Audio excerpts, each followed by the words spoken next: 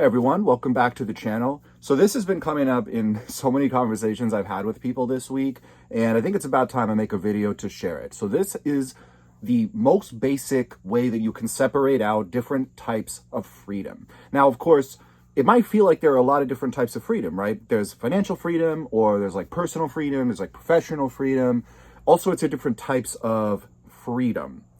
However, the two basic different types of freedom that I'm going to talk about are a categorization, not the only categorization, but a categorization that presents such diametrically opposed forces that mixing and matching them basically amounts to equivocation, or using the same word in two different ways to intentionally mislead.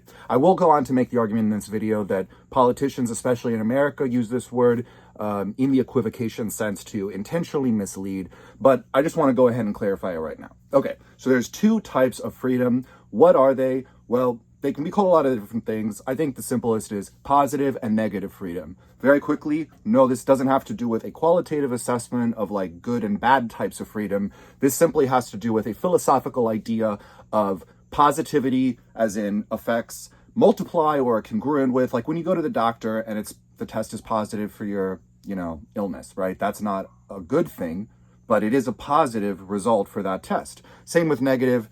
It just is, so anyway, so the positive type of freedom is basically freedom to do stuff. This is kind of your typical, like when you think of like freedom as a young person. I want to be free to drink. I want to be free to go out at night. I want to be free to play with my friends, whatever it is.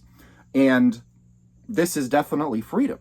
However, something that people might have thought about certainly is things. There's a freedom paradox. There's a freedom paradox where if there's too much unrestricted freedom to go out and do things, you inevitably infringe upon the freedom of other people to do things. So if you're in a truly anarchic state, there's no oversight, there's truly a power vacuum, and there's people who just want to be abusive, form gangs, you're going to be scared to go out at night.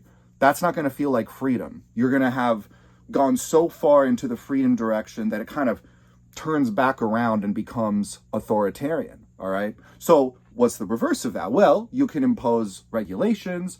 You can also self-impose, this could be called responsibilities, self-imposed responsibilities that keep you safe from certain harms, and in so doing, allow you more freedom to live your life. The freedom to even continue to exist if you're able to avoid death or sickness, or the freedom to be able to choose your own way in terms of the things that are valuable to you because you have protected your ability to have a home and family and a place and things like that, right? So clearly that can be a very good thing, but can also go too far the other way. So the classic example of this would be over-bureaucratization. Basically when people are always like, China, but they're so authoritarian in what they say. Well, yeah, I mean, they are. I don't know if they're more authoritarian than the U.S. It's just that for a different reason, right? So in the U.S., it's authoritarian largely because corporations and private money interests can walk all over the average person. And also there's some regulations, but, and those definitely become important if you're like in certain areas that get over-policed and stuff. But for the most part, it's like the over-libertarian thing. Whereas maybe in China, yeah, everybody's protected from things like homelessness or disease because they have healthcare, and like 90% of people in China own their own homes and stuff. But maybe they feel like there's less freedom to just go out and do whatever. There are more responsibilities towards the state in terms of what you're supposed to do in terms of work and everything like that. So what I like to do is view it kind of like a dial over a grid. And so on the bottom, you have this libertarian authoritarian axis. And just so you guys know, I would largely consider myself a libertarian myself because I care about individuals' freedom to live their best life. However, I absolutely take all of this into account because, like I said, so this is like the dial, right? And it can swing super authoritarian, regulation authoritarian, or it can swing super libertarian to the point of authoritarian just from, bullying gang-like interest groups, right? And this access is how much actual freedom people have. So you can see, at least the way that this metaphor works, you have the most freedom when you have a nice balance. a nice balance between things that you can do and things you're protected from.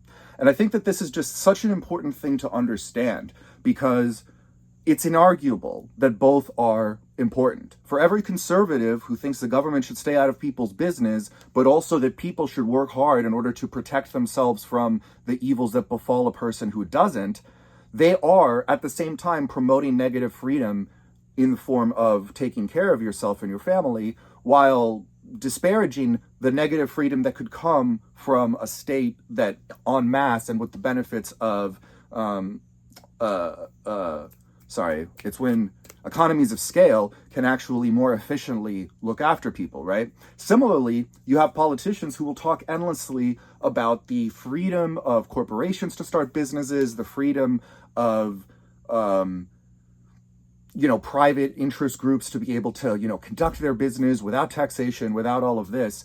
And while it does kind of sound like they're talking about freedom, they're really, for a small number of people they are, but for the most part, they're actually talking about taking away freedom of the average person when they talk about these particular types of freedoms. So whether it comes to looking at political issues and having a more coherent understanding of what freedom actually is and how it's being assessed, or whether it's looking more internally, more at your own personal life and how you want to be able to maximize your freedom for yourself, I think it's really, really helpful to be able to recognize which are the positive freedom aspects that you're striving for and which are the negative freedom aspects that you're striving for. And so in my life, I might look at, I primarily make money from doing live gigs in one particular area. And we have wanderlust. We always wanted the van life thing to mean traveling around a lot more. That would be positive freedom to be able to go do that. But in order to be able to do that and sustain it, I have to be able to have money coming in remotely, which means building my composition network, which means anything that comes in back end or social media over time will allow us to do that. And if you get stuck only in trying to take care of your local responsibilities to the point that you never get to do those things, well, of course, you have ended up in the place where it's too much negative freedom at the expense of positive freedom. But if you also kind of feel like, you're always, fucking off from authority and just doing your own thing, but you also find that life is very off, if it feels like it's unfair to you, especially, well, you might want to consider that, you've offered yourself a certain amount of freedom, but denied yourself another type of freedom. So in general, I think this is like a happy balance.